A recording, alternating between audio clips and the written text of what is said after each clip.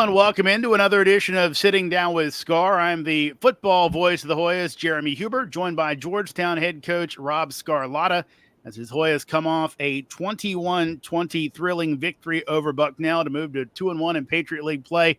Coach, first off, congratulations on another great win. Thanks. Great to see you, Jeremy. Coach, this is the second straight kind of close home win that you guys have had to close out. Does that kind of go under the heading of learning to win? Yeah, I think so. I think when you don't play a perfect game and you're still able to come out with a win against quality opponents, you're starting to grow a little bit. So really proud of the way the kids came back from being down 14 and really fighting through all the way to the last play of the game. Coach, nearly 300 yards on the ground. Last year, you did that against some non-conference foes, but this time against the Patriot League team, putting that out there. I know in the past, you kind of had to maybe do some things, maybe quote-unquote trick people. Now the physicality is there. Does that feel like a bit of an arrival for you guys to be able to kind of go out and impose your will on teams like that? Wow. I wish you were talking after we were done with the whole season. That would sound great. We're still a work in progress. We've been able to really leverage our tight end room, and we have a very deep room of running backs. So it all starts up front. I think Joey Parton did a masterful job last year in his first year dealing with a lot of injuries and having the next guy up mentality.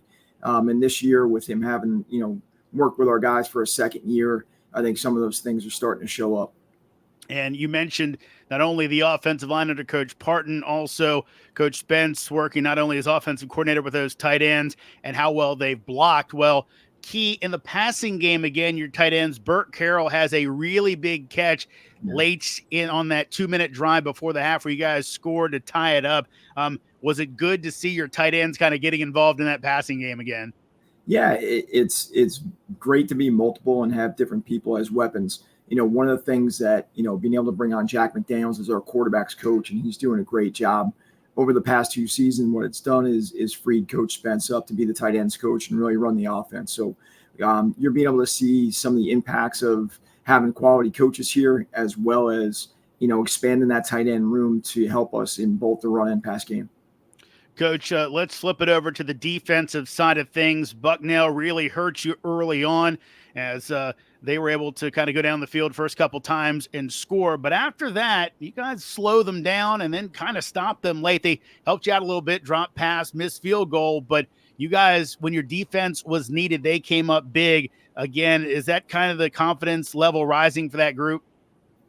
Yeah, you have some experience in that group and you still have some young players playing. As we mentioned in the last podcast, Isaac Saffold's on the Jerry Rice watch list up front. And, we're still learning how to play in different situations. So, the beginning of the game, we started slow. We gave up a couple fits against a good run scheme.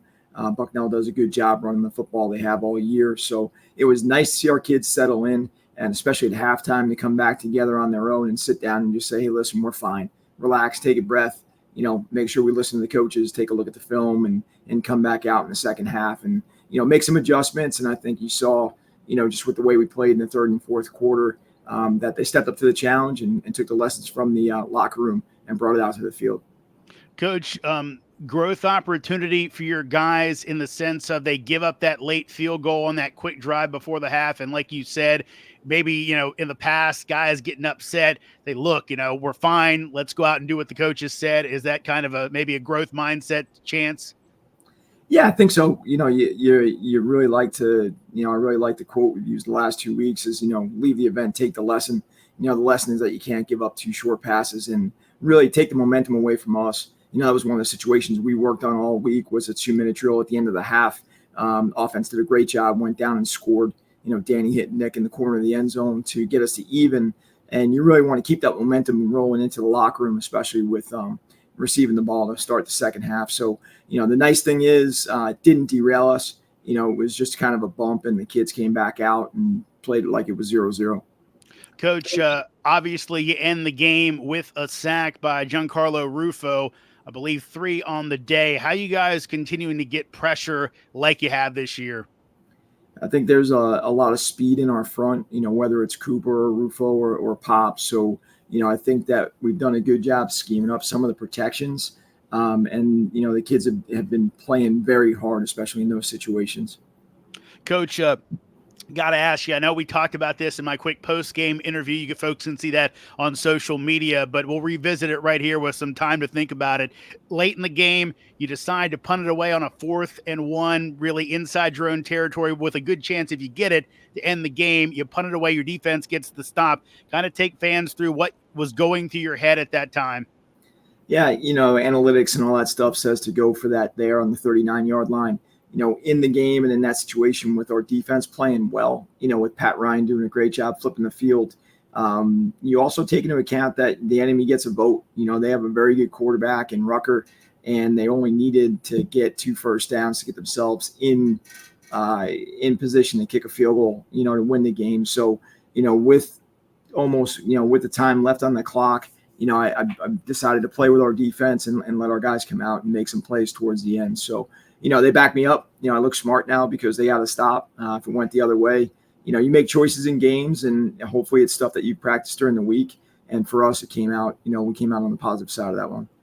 Coach, let's flip the page to another Pennsylvania team coming down, Lehigh.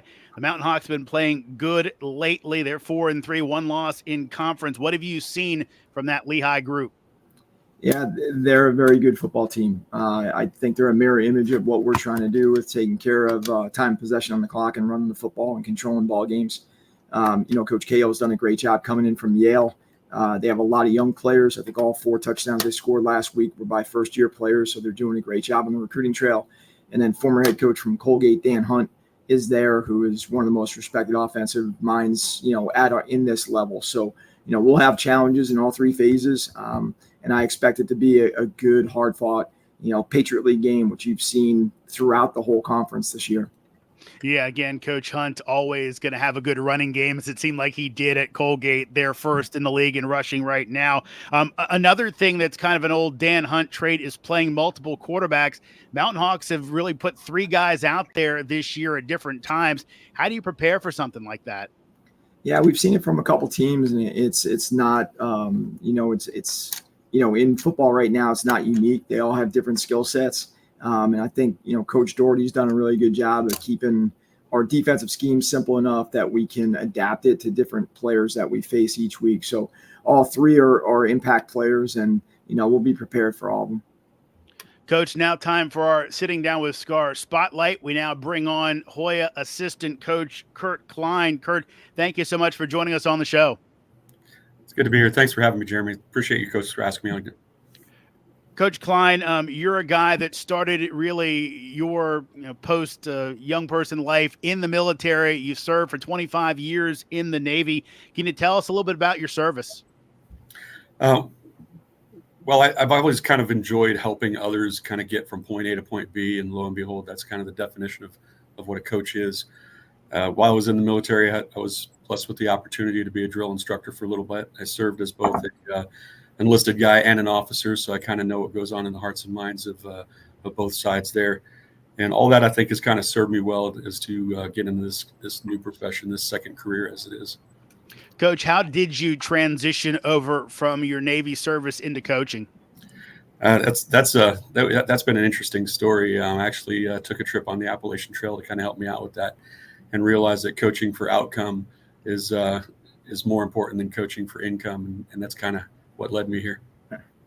Coach, I know parts of your story was soldiers to sidelines. Coach Scarlotta, we'll kind of hop in with you. I know Harrison Bernstein, one of your former assistants, part of that. Why has that been an important thing for you in your program? Well, you're always looking to surround your players with great people that have good experiences and are bringing knowledge. We talk about having a superpower. Coach Doherty says it all the time. He asks the recruits that. Mine is I know I don't know. I'm trying to surround myself and be a lifelong learner. So, back in 2011, one of our former coaches, Matt Shea and Harrison Bernstein, started Soldiers to Sidelines with the idea of taking former and current military personnel who want to transition to coaching and train them. Nobody better than bringing our military back to share their experiences and become teachers and coaches. So we were lucky to be with them on the ground floor. We have a lot of ties to it here at Georgetown. General Casey, who is a football alum, is on the board with them and has been helpful. We've had a clinic here almost every year. So over the years, I think I was counting prior to the telecast today, I think we've had 12 soldier coaches work with us over the years. So been a huge asset for us, and we're really blessed to have Kurt with our staff. Coach, following up, Coach Scarlotta, what type of experiences and important perspectives can folks like Coach Klein and others from that military background bring to your program?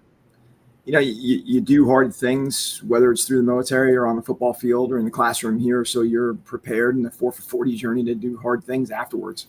So having people for me with perspective, you know, Kurt's got 25 years in operations and different things in the military. They spent millions to train him. I'm a thief. I want to steal every bit of that knowledge to help us run our program. So, you know, everybody brings something to the table, and just being able to bring quality people into your organization and learn from them. That's the whole goal. Coach Klein, back over to you. Before we were talking, where Coach Scarlotta is saying he's trying to get that military knowledge and some of your experiences. You've kind of found the same thing in a football sense, getting a chance to work with Rob Spence. They call him the Wizard. He's been around for so long, so knowledgeable, but also the other coaches. What type of things have you been able to take from him and the rest of that offensive staff that you help with? It really comes down to the process of preparing, and I've learned so much about what goes into what you don't see on football. Just like every military movie you've ever seen only is about 10% of what military is actually like.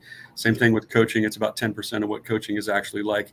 And sitting down with him every day and getting that opportunity from the benevolence of Coach Scarlotta, Coach Spence, Coach Parton, Coach McDaniels, Ramey, Amoko, all these guys are just, I'm very grateful to even have the opportunity to be around these guys and learn how they put the thing together and how they bring the product to the field and how they get the most out of these guys every Saturday. Well, you and the staff have been doing a great job, and Coach Scarlotta has credited you with a big acquisition in talent this year.